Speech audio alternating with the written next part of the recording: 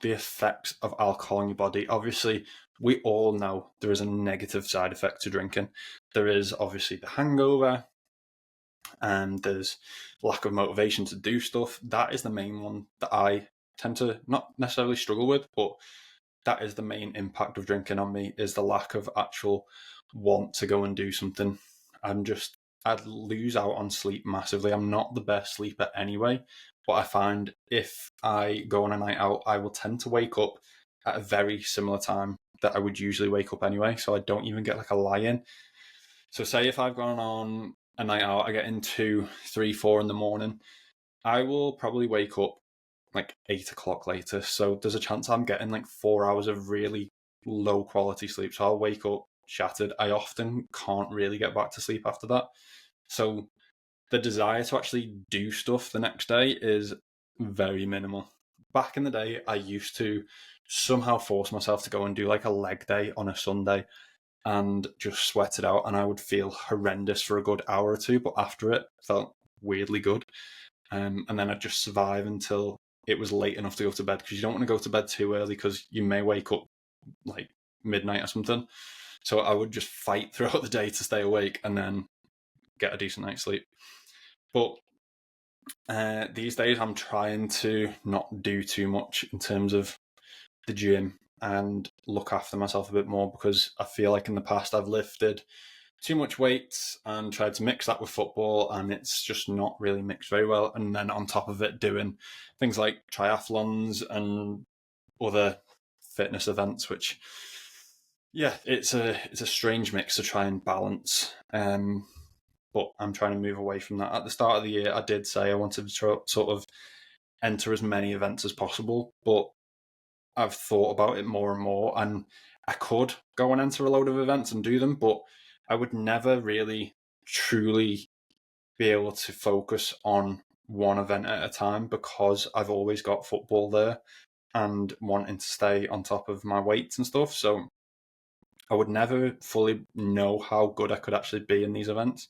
It would be a case of just turning up and just doing them for something else to do, which in itself is fine, but I'm really just wanting to stay sort of injury free these days, because it is a pain in the ass. So, on to the effects of alcohol in your body. So, we obviously know there's the effects on the brain.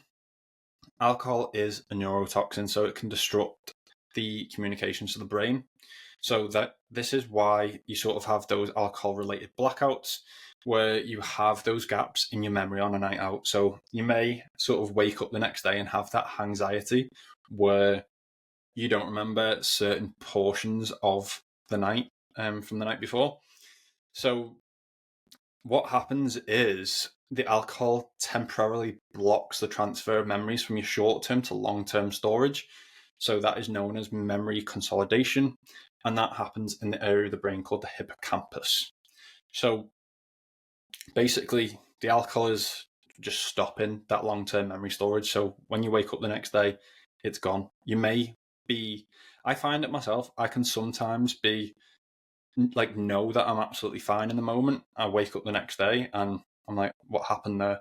And you sort of have to try and piece it together. But that is essentially the reason why. It can obviously then lead to things like intellectual impairment, headaches, memory loss, slowed thinking, slurred speech, as we know when you have too many, and a trouble with balance and coordination. So it's going to have an effect if you drink enough. And I feel like in this country, like, most people are binge drinkers. Like, I found out what the actual definition of a binge drinker was, and it was having something like more than 5 or 6 drinks in one sitting. Now, I bet most people that listen to this podcast will do that probably most weekends at least once. I know that most of my football mates do, and most of the lads do, so I can't be the only person that knows people that easily drink more than that each week and in one sitting. I know myself, when I drink, I don't tend to drink like at all throughout the week or anything like that.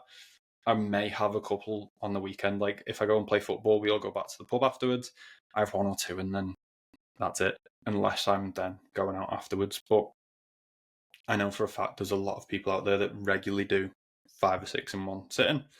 We've obviously got the damage it can do to your heart. So drinking over a long time or too much on a single occasion can damage the heart, causing problems including cardiomyopathy, which is the stretching and drooping of the heart muscle, arrhythmias, which is an irregular heartbeat, can lead to things like strokes and high blood pressure, and obviously increase the chances of either of those.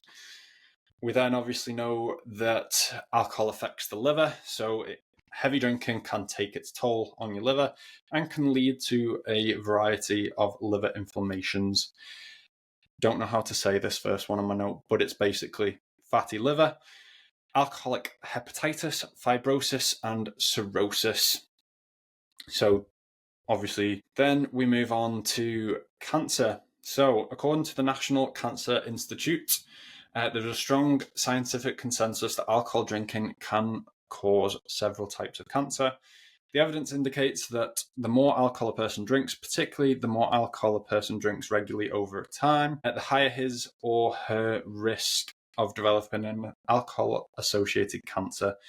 Even those who have no more than one drink per day, and people who binge drink, those who consume four or more drinks for women and 5 or more drinks for men in one sitting, have a modestly increased risk of some cancers. Based on data from 2009, an estimated 3.5% of cancer deaths in the United States, which is about 19,500 deaths, were alcohol related. And there is also research that shows an association between alcohol consumption and breast cancer. Even one drink per day can increase a woman's risk of breast cancer by 5 to 15% compared to those who do not drink at all. So there's some pretty serious side effects now. I imagine there's a lot of people out there that think, like, if I drink every now and again, it's not really going to affect me. But there's clear research and data that suggests that even small amounts of alcohol can really affect your health in the long term. Andrew Huberman did a really, really in-depth scientific podcast on alcohol, and what I will do, I will link it in the YouTube description below. So if you are watching on Spotify or Apple, quickly hop over to my YouTube and listen to that one. I think it's a good 2 hours long, that one, but I found it really interesting. He's like a scientist,